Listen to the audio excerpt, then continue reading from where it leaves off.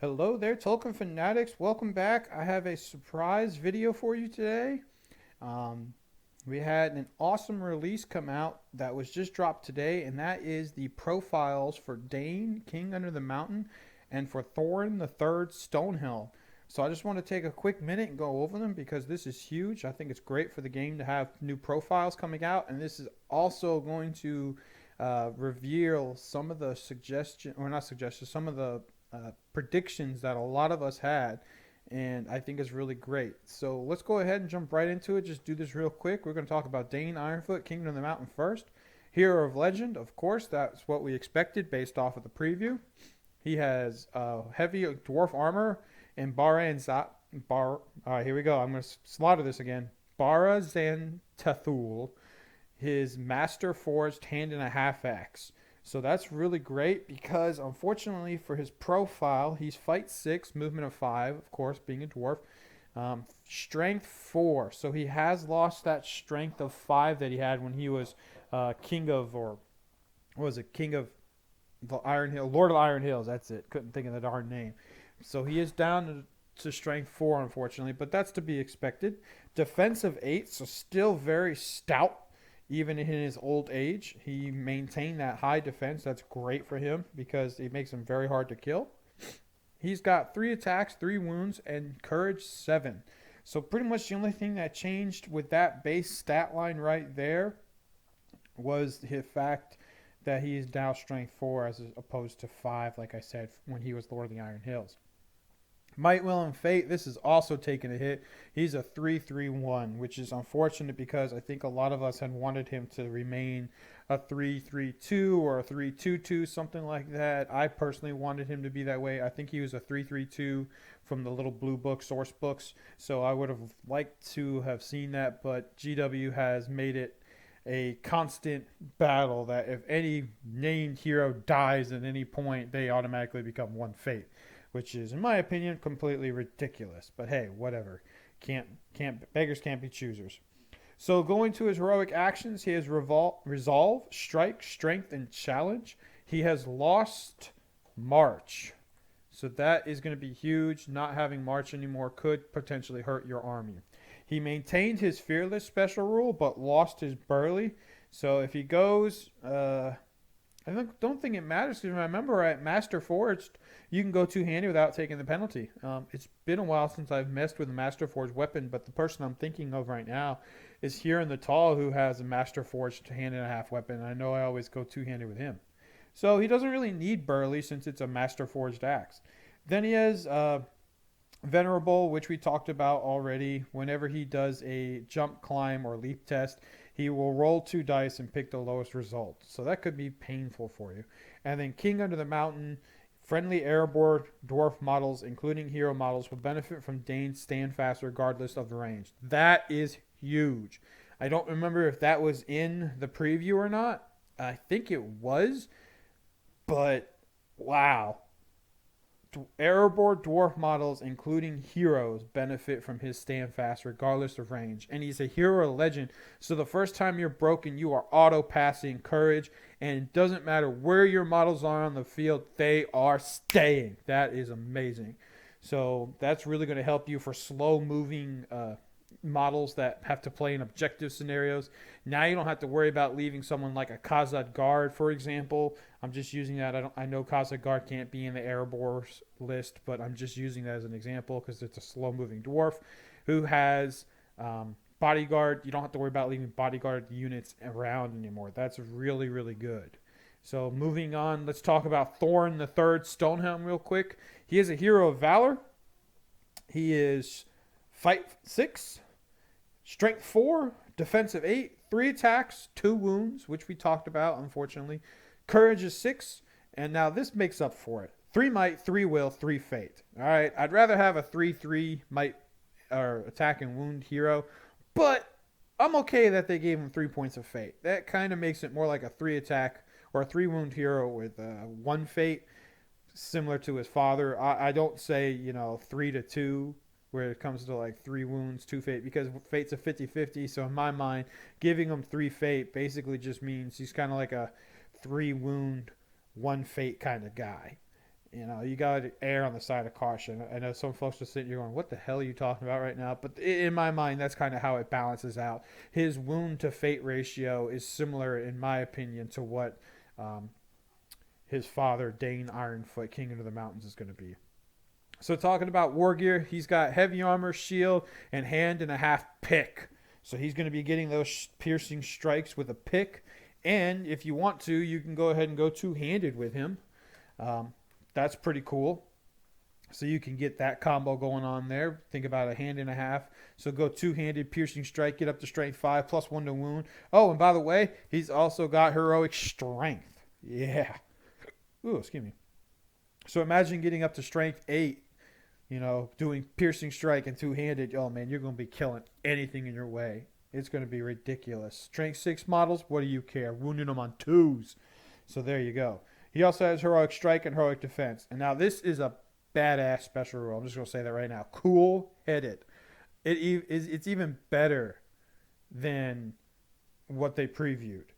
So I'm just going to read this and let it sink in for a minute afterwards. Whenever Thorin declares a heroic action, roll a d6. On a 5+, no might is spent and the heroic action is free.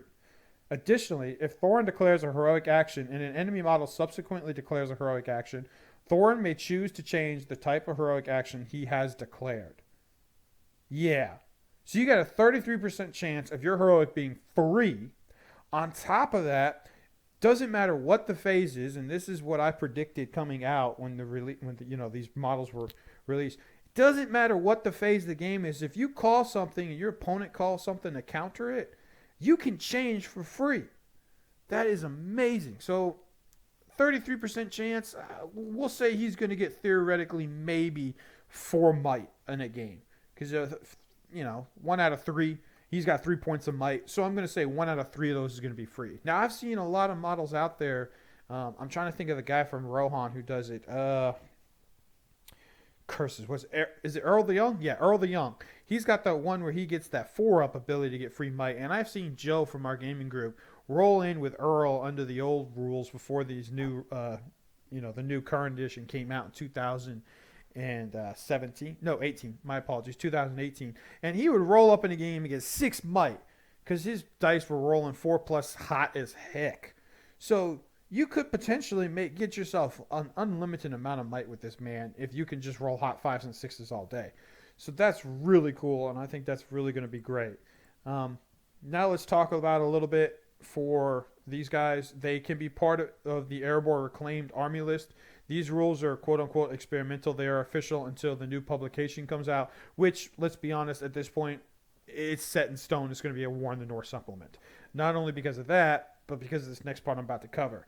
So they are covering being put in Erebor Reclaimed. They give you a list of who can and cannot be included, heroes-wise.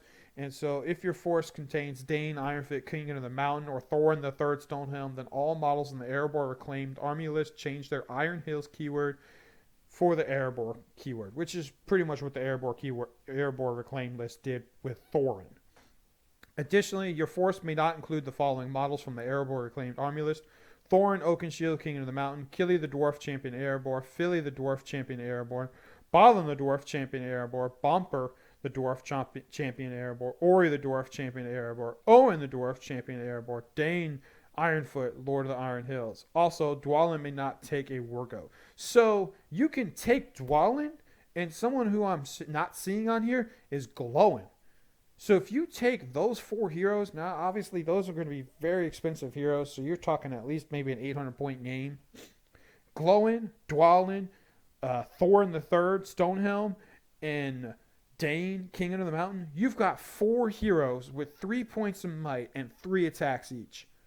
Yeah, you got some butt kickers right there. You've got some hitting power. Now, granted, dwarfs lack a lot of that because they don't have mounted ability, but that's 4 hard-hitting heroes. So I think that is a really cool thing. Additionally, ignore the allies matrix for Erebor Reclaimed Army list. Instead, they will be historic allies with Garrison of Dale. Oh, here we go. Sneak preview. So long as the list contains Brand, King of Dale, or Bard II, Prince of Dale. We're getting new Dale models. Hallelujah, new Dale models, because they definitely need some help. And I think this is going to be awesome. here we go. We're getting Brand, who is the grandson of Bard, and then I guess his great grandson, Bard the Second. That's awesome. I heard someone already post when I shared this earlier. They said they're hoping to see some new Dale Warrior models. I think that'd be cool as well because while I like the old ones, they are ugly. Those stupid hats they're wearing are just that stupid. But it would be really cool to see them maybe get some sort of mounted model or maybe a siege weapon, since we know that they use the black arrows. You know, that's what came from Dale. Or even just a elite unit, something like that. But the fact that we're going to at least get 2 new models and 2 new named heroes, oh man, I'm so excited right now. I've got goosebumps. I got to get painting on my Airborne Reclaim guys now, because now I'm going to have to want to play these guys. And I'm going to buy these new models, I think. When? I have no idea. I haven't looked. I know that they were out on Forge World. I don't know if they're out available for pre-order to the US or not, because I did see it on the GBHL page. So if they are, great, but I'll probably wait. For the least, I will probably I'll switch it up and use the old Dain model, because I really like that model. And I'll switch between, sorry guys, my cats just went crazy and I'm like, what the heck is going on? But I'll probably switch between the new Dain model when I get it and the old one, just because I like the old one personally.